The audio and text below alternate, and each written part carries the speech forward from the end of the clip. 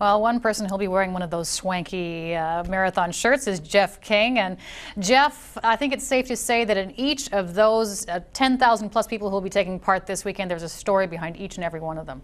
Yeah, it certainly is. And yeah, it's hard to believe, Stace, we are just 2 days away from the Good Life Fitness Victoria Marathon. And all this week, the organizers have brought in some keynote speakers to inspire the participants. And today I caught up with the marathon woman, Kathrine Switzer, who is the first woman to ever run the Boston Marathon.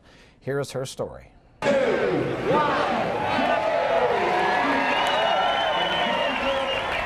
Every April, 20,000 of the top runners in the world converge on the east coast of the United States for the historic Boston Marathon.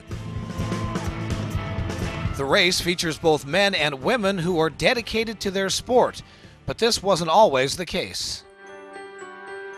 Since the inaugural marathon in 1897, only men were allowed to participate, but all that changed in 1967 thanks to Kathrine Switzer and a little luck on her entry form. I signed my name K.V. Switzer because my dad misspelled my name, actually, the Kathrine, on my birth certificate. And I was also in love with J.D. Salinger, E.E. Cummings, and T.S. Eliot. So K.V. Switzer was cool. And who would have ever thought that signing the entry form for the Boston Marathon as K.V. Switzer would be a coincidence that would have changed history? Historical because Switzer was the first female to ever run that marathon. This now iconic shot shows the race director trying to stop her from running. But Kathrine and her boyfriend had other ideas. The angry race director attacked me at about 4 kilometers, screamed at me to get the hell out of his race and give me those numbers and tried to throw me out of the race. And it was an embarrassing and terrifying moment. Of course, it's also funny in the retelling because my boyfriend punched the official and sent him out of the race.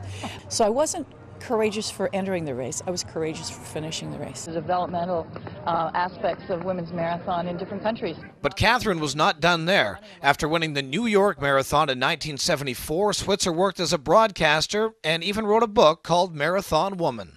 Marathon Woman has come to be a brand, like, for fearlessness. And it's very, very flattering, actually, to be getting letters and emails from people saying, you know, I just really feel inspired by that. It doesn't come with a cape or anything, though, does it? No, but look, but it comes with the Wonder Woman bracelets.